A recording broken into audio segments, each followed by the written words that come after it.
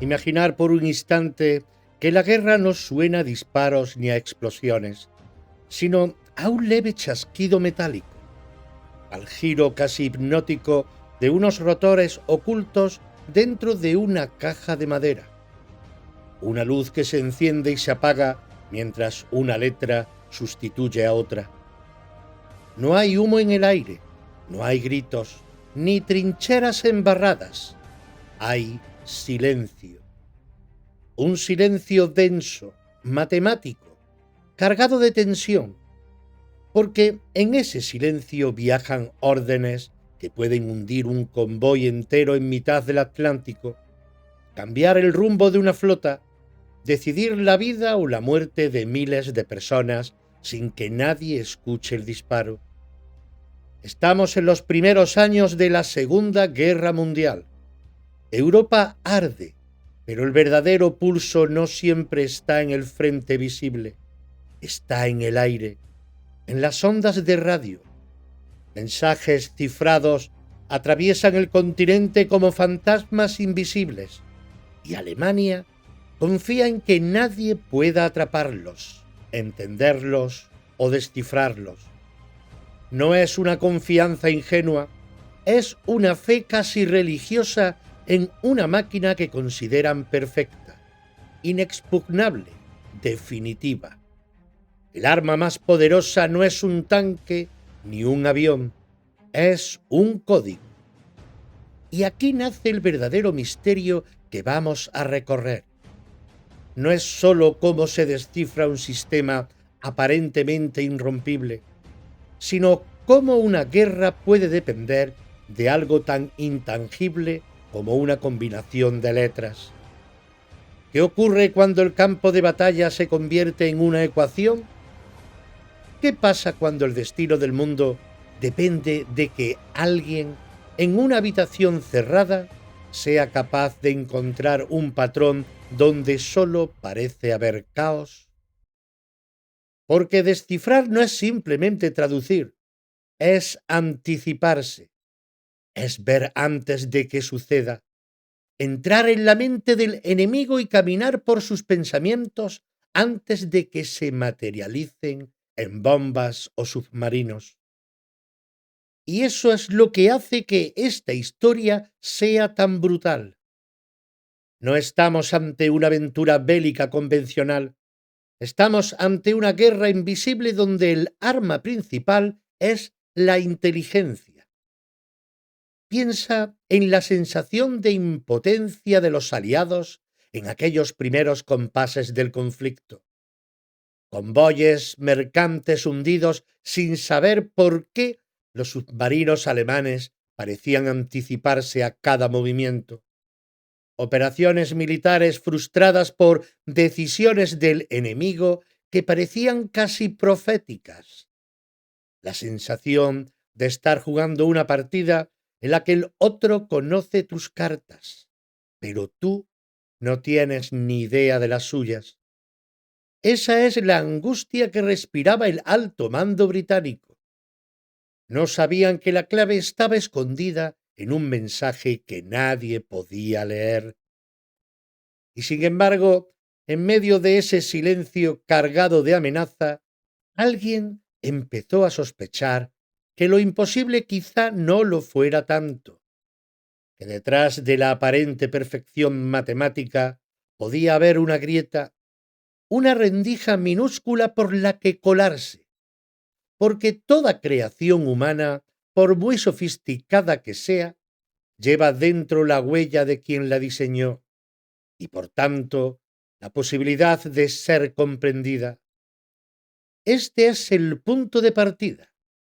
Antes de conocer nombres, antes de hablar de máquinas concretas, antes de entrar en mansiones secretas o laboratorios improvisados, hay que entender la atmósfera, la tensión, el peso de un mundo que no sabía que su destino dependía de unas letras cambiadas por otras.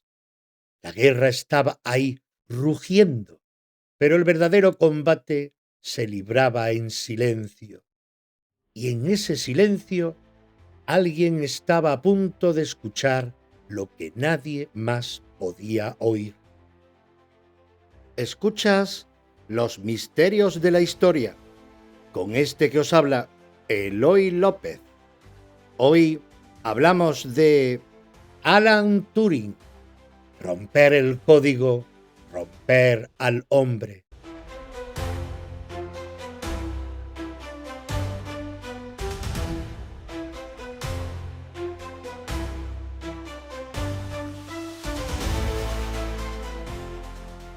Ahora sí, acerquémonos a la máquina, no como quien observa un objeto frío, sino como quien se asoma a un artefacto casi místico.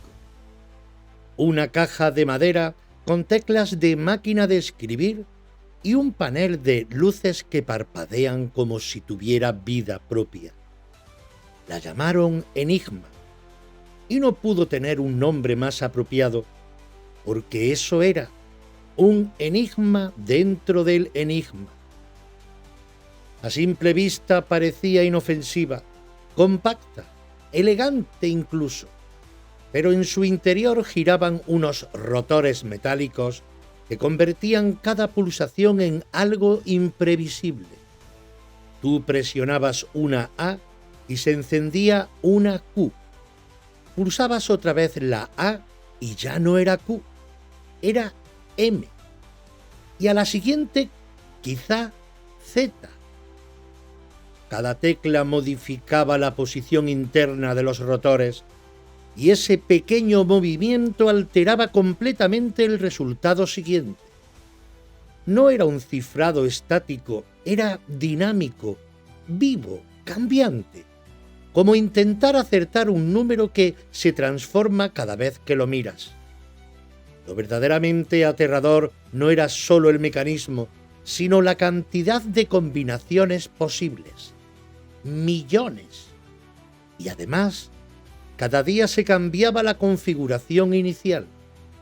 Cada jornada comenzaba con una nueva clave acordada entre los mandos alemanes, lo que hacía que el trabajo del descifrado no fuera una conquista definitiva, sino una carrera contra el reloj que empezaba de cero cada madrugada.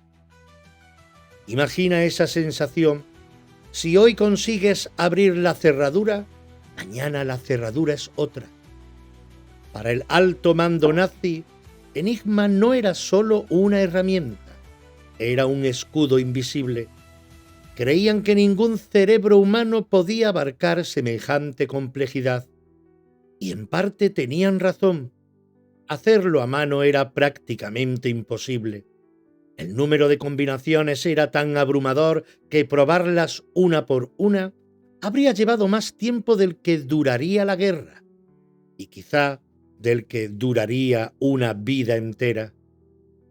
Aquí está la clave emocional del asunto, la confianza absoluta.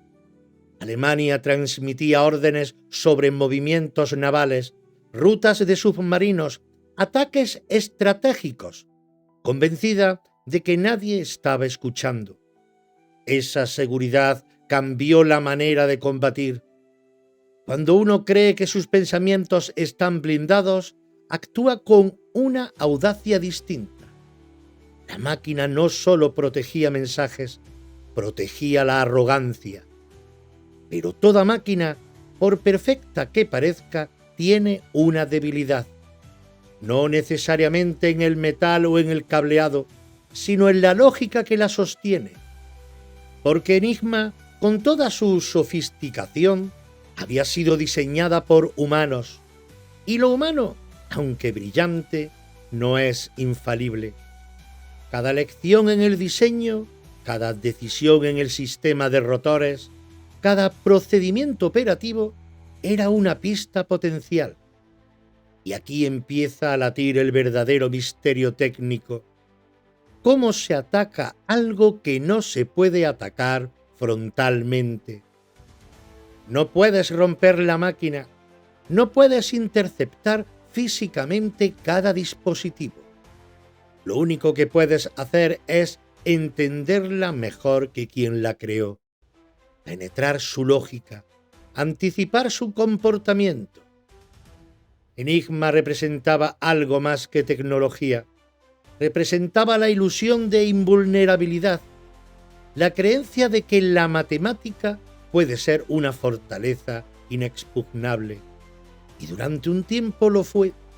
Convoyes hundidos, soldados enviados a emboscadas, decisiones tomadas con la tranquilidad de quien sabe que el enemigo está ciego. Pero en algún lugar alguien empezó a mirar esa máquina no como un muro, sino como un rompecabezas. Y cuando una mente decide que algo es un rompecabezas, deja de ser imposible, se convierte en un desafío. La guerra todavía rugía en el frente, pero el verdadero pulso estaba ahí, en esa caja de madera que parecía tan silenciosa. Y sin saberlo, estaba a punto de enfrentarse a otra máquina, no de acero, sino de pensamiento.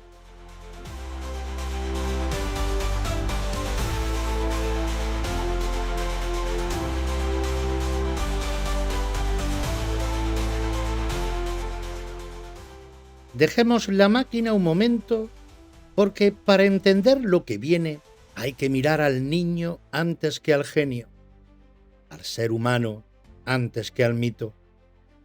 Se llamaba Alan Turing y desde muy pequeño ya parecía caminar por una senda distinta a la de los demás.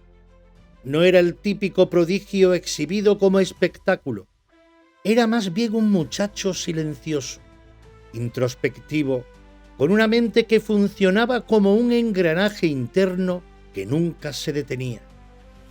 Mientras otros niños jugaban, él se preguntaba por los patrones ocultos en la naturaleza, por las leyes invisibles que gobernaban el mundo. No quería solo saber qué ocurría, quería saber por qué ocurría, y así podía predecirse.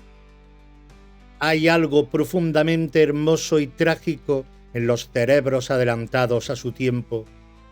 Turing no encajaba del todo. Era brillante, sí, pero también torpe socialmente, literal en sus respuestas, incómodo en las convenciones. Le interesaban más los números que las normas, más la lógica que la cortesía. Y en una Inglaterra rígida, educada e internados donde el carácter importaba tanto como la inteligencia, ser diferente tenía un coste. Pero ahí estaba la chispa. En su juventud ya había desarrollado una obsesión por la idea de mecanizar el pensamiento. Pregunta brutal para la década de 1930. ¿Puede una máquina pensar?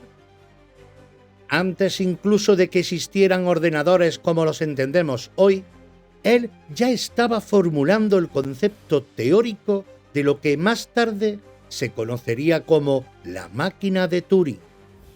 No era una máquina física en ese momento, era un modelo matemático, una idea abstracta que demostraba que cualquier proceso lógico podía descomponerse en pasos simples, ejecutables por un mecanismo.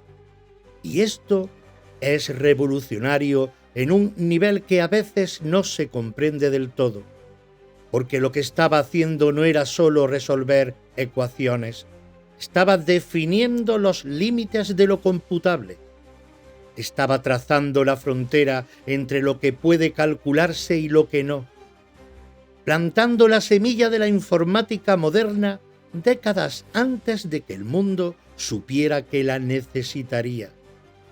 Pero fijaros en la paradoja. Mientras su mente se movía en planos casi futuristas, su vida emocional estaba marcada por una sensibilidad profunda. La muerte de su amigo Christopher Morcom en la adolescencia lo impactó de forma decisiva. Aquella pérdida no solo fue afectiva, fue intelectual. Morcom había sido alguien que comprendía su forma de pensar, alguien con quien podría compartir ese universo lógico sin sentirse extraño. Y cuando murió, algo en Turing se quebró. Pero también se radicalizó. Se prometió a sí mismo continuar el camino que ambos habían empezado, como si el pensamiento fuera una forma de eternidad. Esa mezcla de mente fría y corazón herido es clave para entenderlo.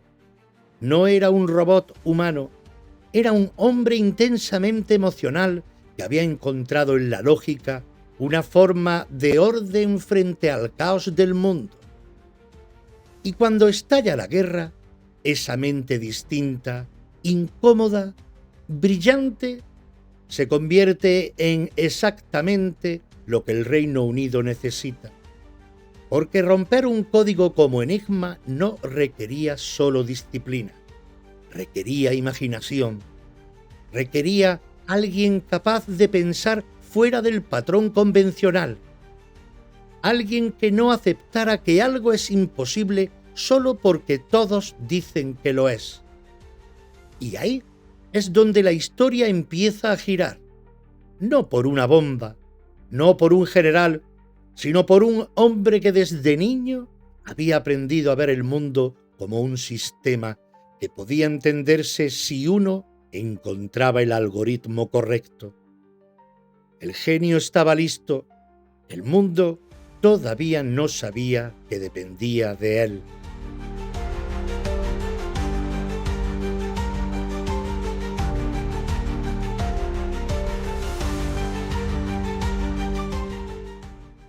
Y entonces llegamos al lugar donde el silencio adquirió paredes, ventanas y techo.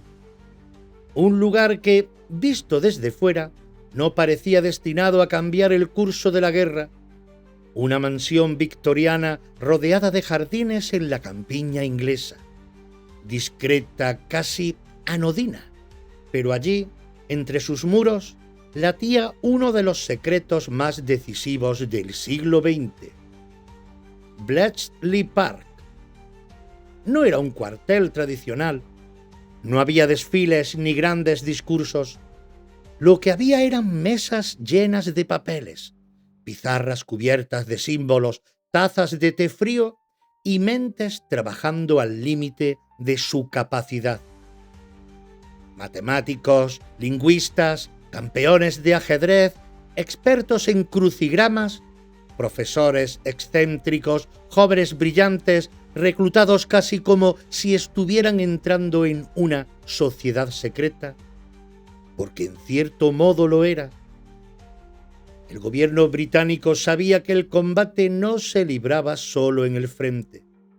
Sabía que si no lograban descifrar Enigma, iban siempre un paso por detrás. Así que empezaron a buscar a quienes pensaban diferente, no necesariamente a los más disciplinados, sino a los más creativos. Y allí llegó Alan Turing, no como un héroe reconocido, sino como un cerebro más dentro de un engranaje desesperado. Imaginaros la presión. Cada mensaje interceptado podía contener la posición de un submarino alemán listo para hundir un convoy lleno de alimentos y soldados. Cada día que pasaba sin romper el código era un día en que el enemigo se movía con ventaja. Y además, el reloj no se detenía. Las configuraciones de Enigma cambiaban a diario. Era como intentar abrir una cerradura que se reinventaba cada amanecer. En aquellas salas no solo se intentaba descifrar, se intentaba sobrevivir intelectualmente al agotamiento. Horas interminables probando combinaciones, buscando patrones en medio de lo aparentemente caótico. Y aquí aparece una idea audaz. Si Enigma era una máquina, quizá hacía falta otra máquina para vencerla. No un humano probando posibilidades una por una, sino un sistema capaz de acelerar el proceso. Así nació la Bombe, diseñada bajo la dirección de Turing. No era un artilugio mágico que resolviera todo de inmediato, pero sí una herramienta que automatizaba la búsqueda de configuraciones posibles. un ingenio electromecánico que giraba y probaba combinaciones a una velocidad que ningún equipo humano podría igualar. Era la respuesta tecnológica a la arrogancia tecnológica del enemigo. Pero lo fascinante no es solo el aparato en sí, sino el ambiente que lo rodeaba. Se trabajaba bajo secreto absoluto. Nadie podía contar lo que hacía. Si funcionaba, no se celebraba públicamente. Si fracasaba, tampoco se reconocía. Era una guerra sin aplausos y además había un dilema moral permanente. Cuando lograban descifrar un mensaje que anunciaba un ataque, no siempre podían actuar, porque si lo hacían de forma demasiado evidente, Alemania sospecharía que su código había sido roto y cambiaría el sistema. A veces había que dejar que ocurriera una tragedia para proteger el secreto mayor. Eso es brutal. Imagínalo. Saber que puedes evitar una catástrofe, pero no hacerlo para no perder la ventaja estratégica.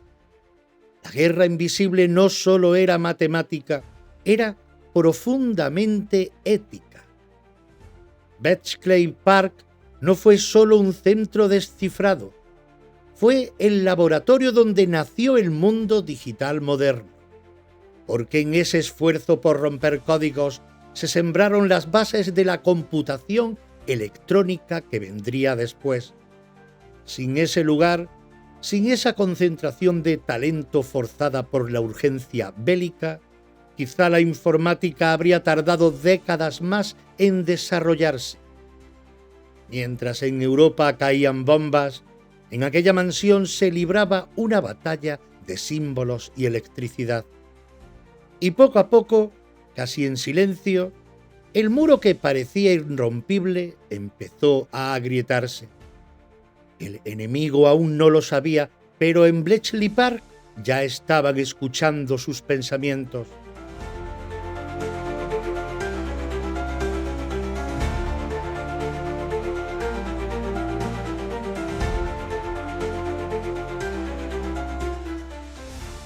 Un día, sin que nadie en el frente lo notara, la guerra cambió.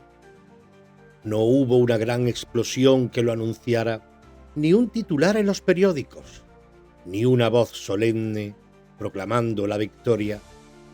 Fue algo mucho más silencioso, casi íntimo. Un mensaje interceptado. Una configuración correcta encontrada a tiempo. Una orden enemiga comprendida antes de ejecutarse. Y de pronto, el enemigo dejó de ser invisible. Cuando en Bletchley Park comenzaron a descifrar con regularidad los mensajes generados por Enigma, el equilibrio estratégico empezó a inclinarse. No fue inmediato, ni total, ni perfecto, pero fue real. Los convoyes aliados que cruzaban el Atlántico, cargados de alimentos, combustibles, tropas, ya no navegaban completamente a ciegas. Ahora sabían dónde merodeaban los U-Boats alemanes. Sabían qué rutas eran más seguras. Sabían cuándo un ataque era inminente. Imagina la diferencia. Antes, los submarinos aparecían como espectros en mitad de la noche, hundiendo barcos con precisión quirúrgica. Después, muchas veces eran ellos los sorprendidos, porque alguien, en una habitación llena de papeles y cables, había leído una orden secreta horas antes. Los historiadores estiman que el trabajo del descifrado pudo acortar la guerra en Europa entre 2 y 4 años.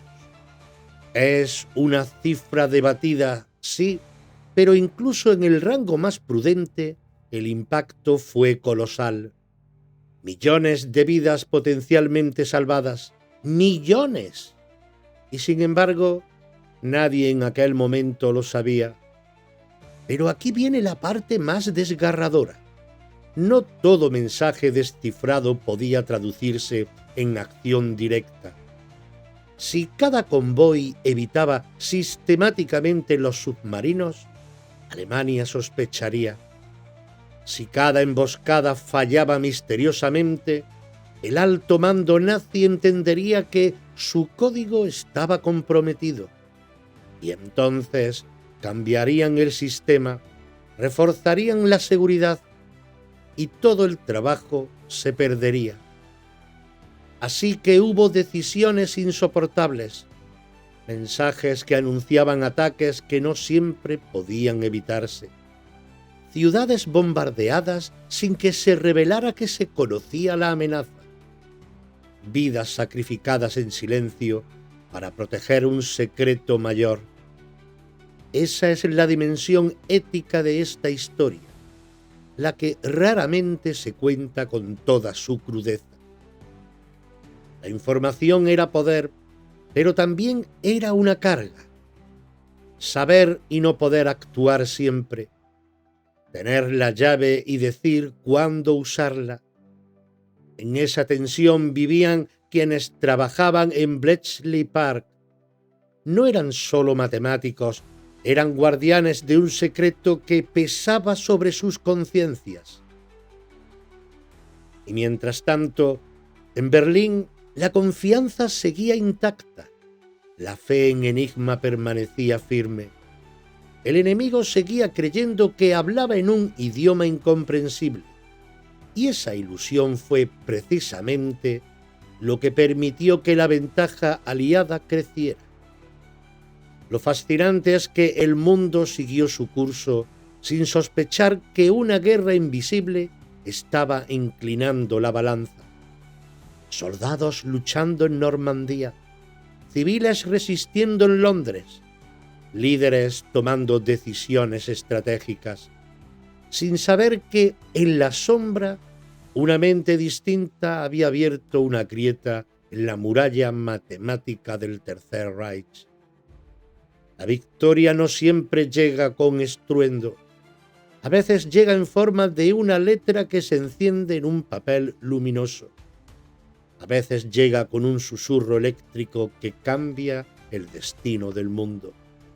Y lo más increíble es que cuando terminó la guerra, casi nadie sabía quién había sostenido esa llave.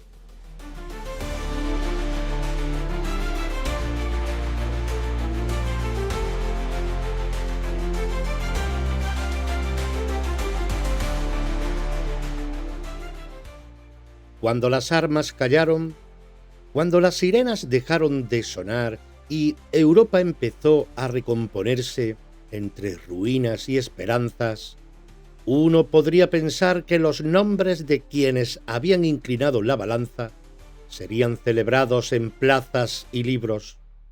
Pero no. Lo que vino después fue un silencio aún más denso que el de la guerra. Un silencio administrativo, clasificado, sellado con tinta oficial. El trabajo realizado en Bletchley Park quedó bajo secreto absoluto. Documentos archivados, informes destruidos, órdenes claras de no hablar. La victoria había sido compartida, el mérito no. Quienes descifraron los mensajes de Enigma regresaron a sus vidas como si nada extraordinario hubiese ocurrido. No podían contar a sus familias lo que habían hecho. No podían explicar por qué sabían cosas que el resto ignoraba. Era como si hubieran vivido una guerra paralela, una guerra que oficialmente no existía. Y ese silencio no duró meses, duró décadas. En 1945, el mundo celebraba el fin del conflicto, pero el relato público omitía deliberadamente el papel decisivo del descifrado. Se hablaba de batallas heroicas, de líderes carismáticos, de desembarcos y ofensivas. Poco o nada se decía de las ecuaciones, de las máquinas electromecánicas, de las noches sin dormir frente a paneles luminosos. La historia oficial estaba incompleta y lo estaba a propósito. Ese secreto tenía una razón estratégica. Los sistemas de cifrado evolucionaban, pero los métodos para romperlos seguían siendo valiosos. Si se revelaba que Enigma había sido vulnerada, otros países reforzarían sus propios códigos, así que el conocimiento se guardó como un tesoro incómodo. La seguridad nacional pesó más que el reconocimiento humano. Y en medio de ese silencio quedó también Alan Turing. No hubo medallas públicas, no hubo discursos solemnes en su honor. Su aportación quedó diluida en la sombra de la confidencialidad. Mientras el mundo entraba en la era de la posguerra y comenzaba la Guerra Fría, él continuaba investigando, desarrollando ideas sobre computación, inteligencia artificial, morfogénesis, sembrando semillas para el futuro sin que el pasado le reconociera. Hay algo profundamente irónico en todo esto. El hombre que ayudó a descifrar el secreto mejor guardado de Alemania pasó a formar parte del secreto mejor guardado de su propio país. La historia le había dado un papel decisivo, pero la política lo mantuvo oculto. Y el tiempo, implacable, siguió avanzando. No fue hasta la década de 1970 cuando se desclasificaron muchos de los documentos relacionados con Bletchley Park. Solo entonces el mundo empezó a comprender que la guerra no se había ganado únicamente en los campos de batalla visibles, que hubo otra guerra, silenciosa, matemática, que inclinó la balanza. Imaginarlo. Décadas de desconocimiento, generaciones enteras sin saber que el mundo moderno, el mundo digital que hoy habitamos, tenía parte de su origen en aquellas salas llenas de cables y pizarras. El secreto protegió una ventaja estratégica, sí, pero también enterró durante años el reconocimiento de quienes lo hicieron posible. La guerra terminó, pero el silencio continuó, y a veces ese silencio puede ser más pesado que el estruendo de los cañones.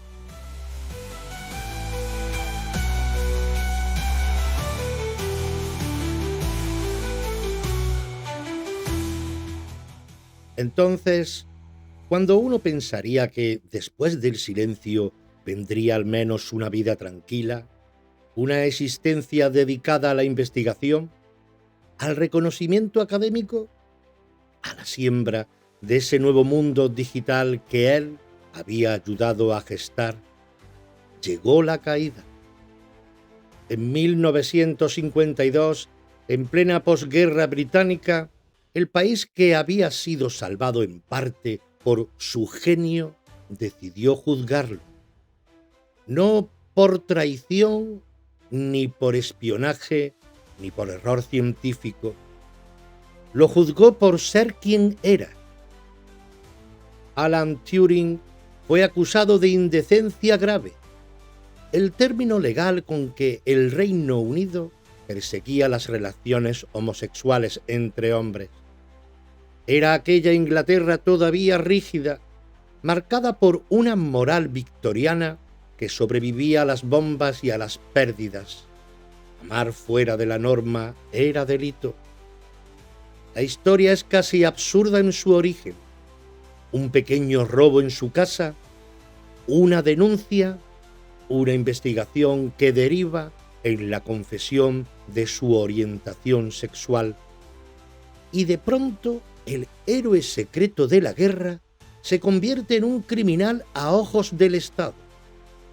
El juicio no fue largo, no hizo falta, la ley estaba clara, culpable. Y entonces le dieron a elegir prisión o tratamiento. Lo llamaban tratamiento, pero era una forma de castración química. inyecciones hormonales para suprimir la libido, para corregir lo que consideraban una desviación. Turing eligió el tratamiento. Tal vez pensó que podría soportarlo. Tal vez creyó que sería un trámite pasajero o tal vez simplemente quiso evitar la cárcel. Pero aquello no fue un detalle menor. Las hormonas alteraron su cuerpo, le provocaron efectos físicos visibles, cambios anímicos, una sensación de humillación constante. Imagínalo. El hombre que había derrotado a una de las máquinas más complejas del mundo, sometido a una forma de castigo diseñada para doblegar su identidad. El genio reducido por una sociedad incapaz de comprenderlo. Y aquí hay algo profundamente cruel, porque en aquellos años comenzaba la Guerra Fría. Los servicios secretos británicos veían la homosexualidad como un riesgo de seguridad. Creían que alguien desviado podía ser chantajeado por potencias extranjeras. Así que, además del proceso judicial, Turing perdió su autorización de seguridad. El hombre que había descifrado los mensajes nazis ya no era digno de confianza. Es difícil no sentir una punzada al pensar en esa contradicción. El Estado que había protegido con su inteligencia ahora lo señalaba como amenaza. El país que había guardado su secreto lo exhibía como ejemplo moral. Y él, que siempre había sido distinto, volvía a encontrarse fuera de lugar. No en el aula esta vez, no en el internado, sino en su propia nación. Hay algo trágico en la repetición. Toda su vida fue el relato de un hombre brillante que no encajaba del todo. Y cuando por fin encajó, cuando su mente fue imprescindible, la sociedad decidió que su esencia era inaceptable. La guerra invisible había terminado, pero para Turing comenzaba otra batalla, mucho más íntima y más solitaria. Una lucha contra la incomprensión, contra la humillación, contra un sistema que prefería condenar antes que agradecer.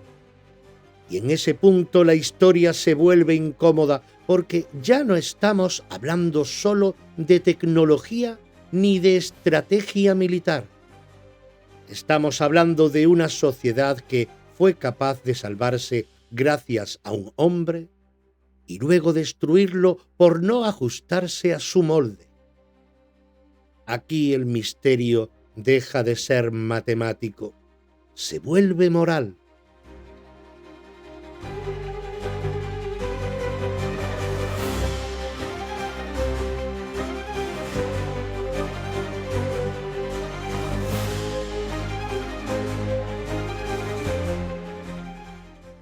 Llegamos al momento más incómodo de todos, el instante en que la historia deja de ser un relato de guerra, de códigos y de genios incomprendidos, y se convierte en una habitación cerrada, una casa en Wilmslow, una mañana de junio de 1954 y un cuerpo sin vida.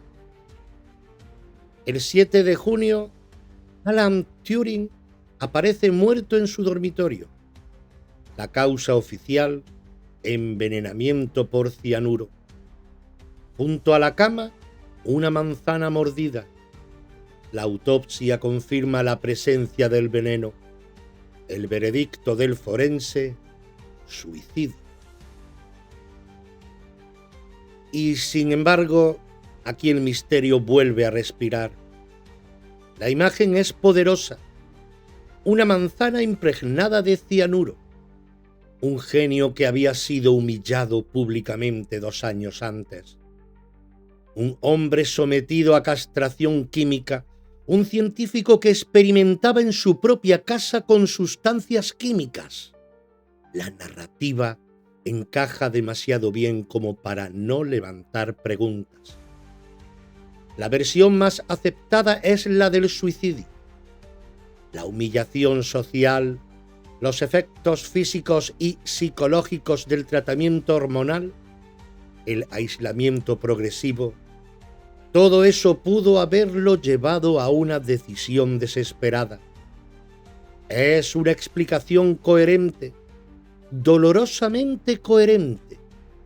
Un hombre brillante, quebrado por la presión y la injusticia. Pero no todos se conforman con esa conclusión. Hay quienes sostienen que pudo ser un accidente. Turing trabajaba con cianuro en experimentos químicos relacionados con la electrodeposición de oro. En su casa había frascos, equipos improvisados. ¿Y si la intoxicación fue involuntaria? ¿Y si la manzana ni siquiera fue analizada para confirmar que contenía el veneno? De hecho, la manzana nunca fue sometida a pruebas químicas oficiales. Se asumió, se dio por hecho. Y luego está la teoría más inquietante, aunque menos respaldada por pruebas sólidas. ¿Pudo haber intervención externa? En plena Guerra Fría, un hombre brillante, homosexual, que había tenido acceso a secretos de Estado, ¿era visto como un riesgo? No existen evidencias concluyentes que apunten a un asesinato, pero la sombra está ahí, alimentada por el contexto y por la facilidad con la que el caso se cerró.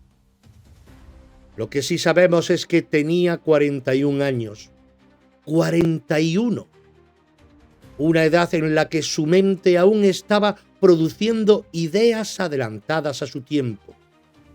Estaba trabajando en biología matemática, en patrones de crecimiento, en cuestiones que hoy siguen siendo estudiadas. No era un hombre intelectualmente acabado, no era alguien que hubiese dejado de crear. La manzana se convirtió en símbolo. Algunos han querido ver en ella una referencia a Blancanieves, un gesto casi literario. Otros han tejido la leyenda de que el logotipo de Apple es un homenaje encubierto. La propia empresa lo ha negado oficialmente, pero la metáfora es demasiado potente como para no sobrevivir en el imaginario colectivo. La manzana del conocimiento mordida, envenenada por la incomprensión. Y aquí es donde el episodio alcanza su punto más humano, porque más allá de teorías, más allá de sospechas, lo que queda es un hombre solo en una habitación, en un país que había decidido que su diferencia era un delito. Un hombre que había abierto el futuro y que no pudo escapar del presente. El misterio de su muerte quizá nunca se resuelva de forma definitiva, pero hay algo que sí es evidente. La tragedia no fue solo el cianuro, fue el contexto, fue la cadena de decisiones sociales y legales que lo arrinconaron. La guerra invisible la ganó.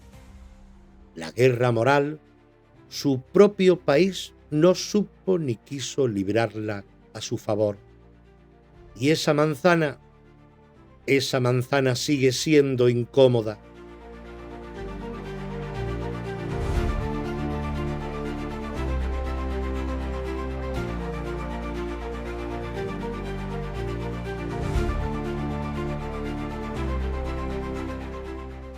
Sin embargo, la historia tiene algo curioso.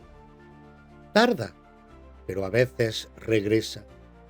No para deshacer el daño, eso es imposible, sino para mirarlo de frente. Y durante décadas, el nombre de Alan Turing permaneció en un segundo plano, reconocido en círculos académicos, sí, pero todavía sin la dimensión pública que merecía. El secreto de guerra ya había empezado a levantarse. El papel de Bletchley Park se estudiaba en libros de historia, pero la herida moral seguía ahí.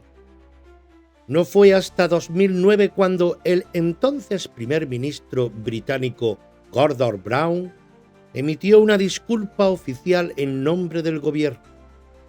No era un gesto menor, era el reconocimiento explícito de que el Estado había tratado de manera vergonzosa a uno de sus mayores héroes. Aquel mensaje decía en esencia: lo sentimos.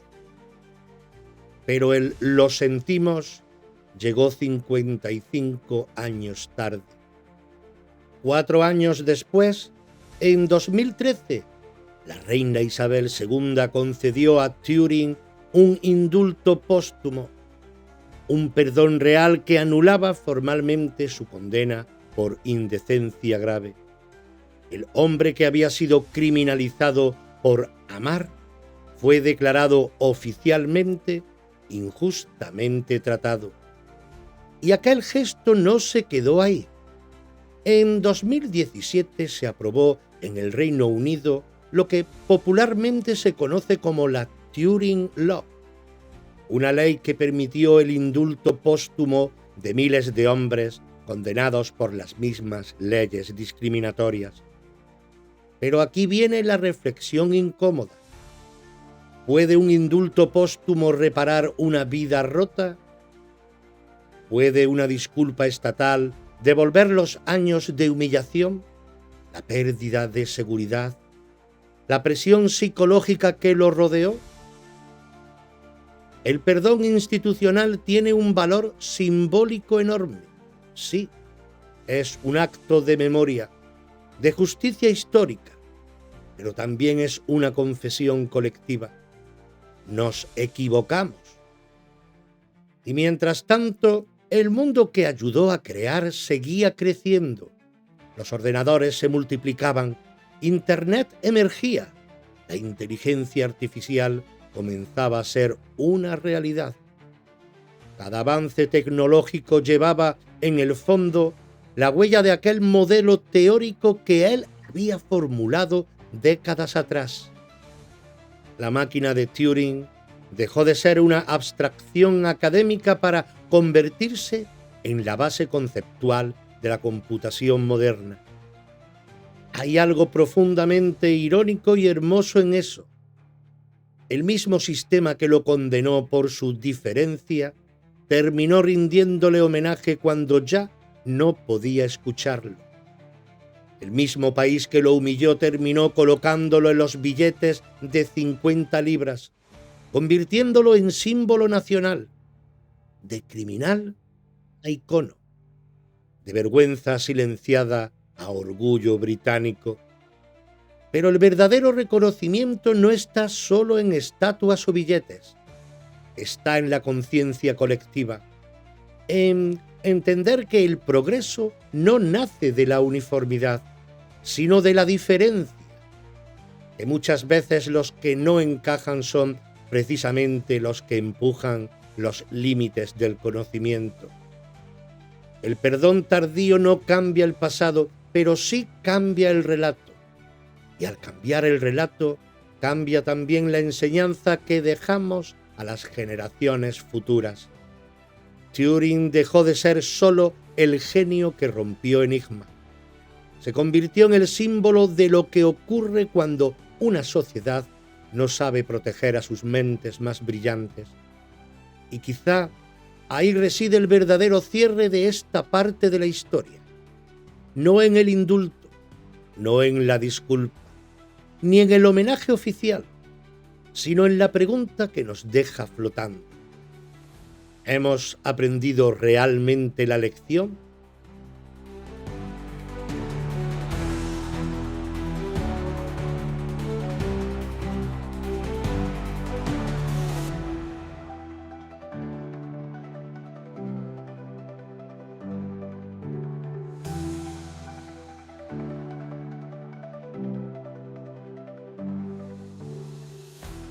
Al final, queridos oyentes, lo que queda no es una máquina, ni siquiera una guerra.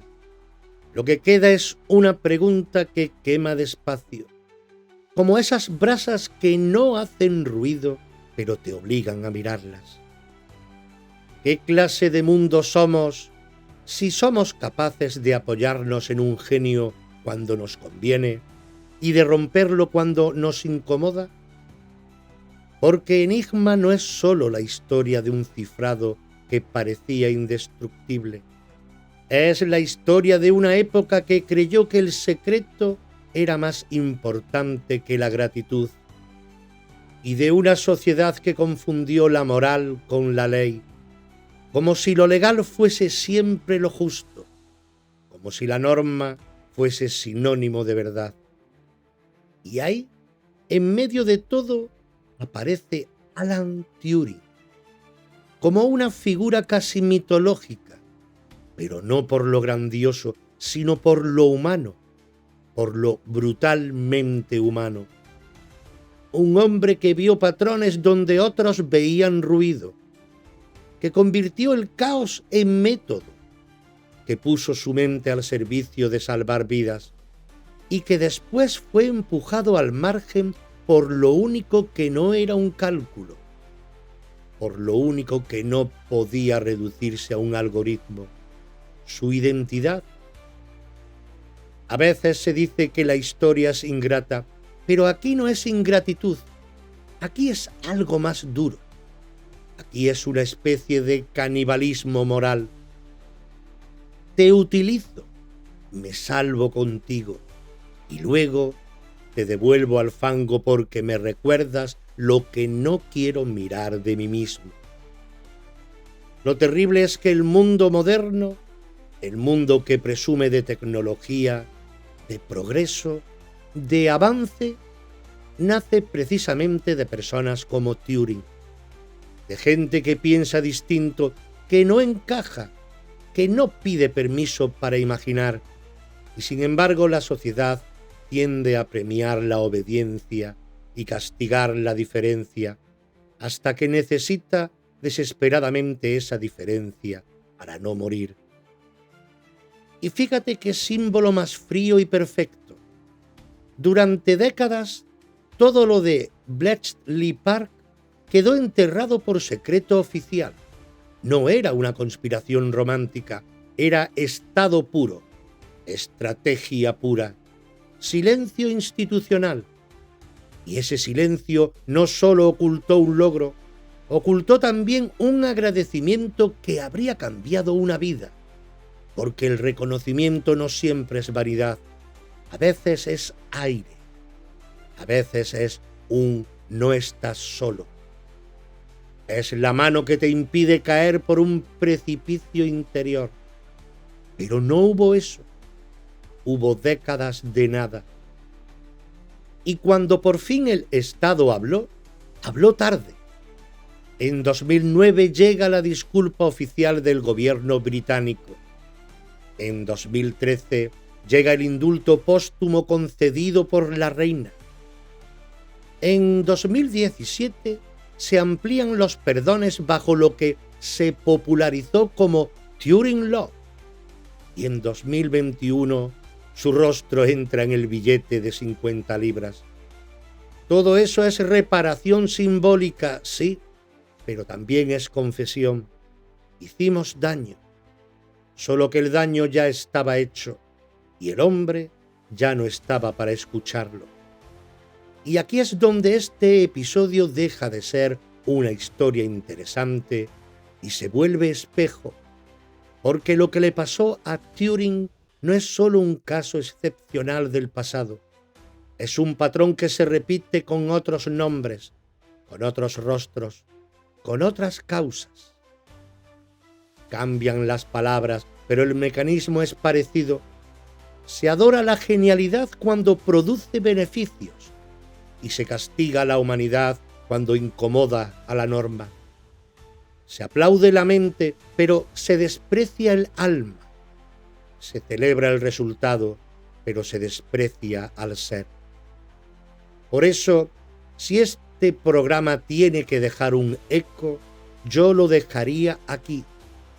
El misterio no es enigma, el misterio es nosotros. La gran pregunta no es cómo se rompió el código, sino por qué una civilización capaz de descifrar lo imposible es al mismo tiempo capaz de destruir a quien lo descifra. Y esto no va solo de orientación sexual, va de cualquier diferencia. El que no encaja, el que no sigue el guión, el que no se somete al molde, a ese demasiadas veces se le tolera mientras sea útil y se le castiga cuando se vuelve incómodo. Y aún así hay algo luminoso, aunque duela, porque la vida de Turing demuestra que el futuro a veces nace en habitaciones cerradas, sin aplausos y sin épica, con una persona sola haciendo lo correcto mientras nadie mira. Y ese tipo de grandeza es la que más respeto merece, porque no depende del público, depende de una brújula interior. Así que, si el silencio reina ahora en vuestras mentes, que sea un silencio bueno, un silencio que pregunta. Que se pregunte qué habría pasado si lo hubieran cuidado, si lo hubieran protegido, si lo hubieran honrado en vida. Que se pregunte cuántos Turing se pierden todavía hoy, no por falta de talento, sino por exceso de prejuicio. Y que se pregunte, sobre todo, qué clase de sociedad quiere ser. ¿Una que usa a la gente distinta como herramienta?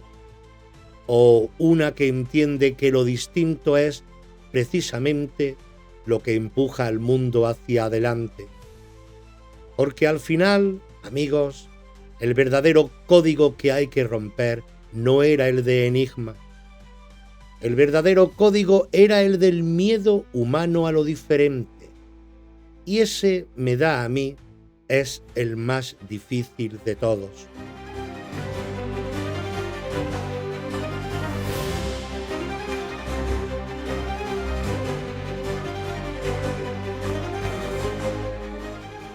Si este podcast te aporta algo y quieres apoyar este proyecto independiente, encontrarás todas las formas de hacerlo en los enlaces al final de la descripción. Gracias por estar ahí y formar parte del camino. Llegamos al final de este viaje, entre los ecos del pasado, ruinas y leyendas, entre certezas e incógnitas. Pero a veces, entre las grietas de la historia se asoma algo más, algo que no se mide con fechas, ni se archiva en documentos, algo que no solo sucedió, sino que nos está sucediendo por dentro. Si alguna vez te has preguntado qué hay detrás de los hechos, si has sentido que hay un alma que también camina la historia contigo, te espero en Reflejos del Alma, aquí, en esta misma sintonía y en esta misma plataforma, porque a veces el mayor misterio no está en lo que pasó, sino que está en lo que somos.